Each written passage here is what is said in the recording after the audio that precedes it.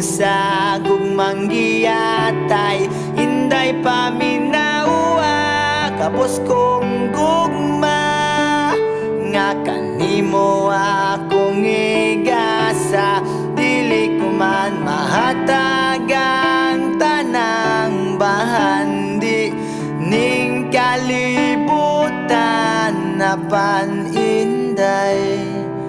Kung gaintaw king alaot nga naulipon sa gugmang giyatay.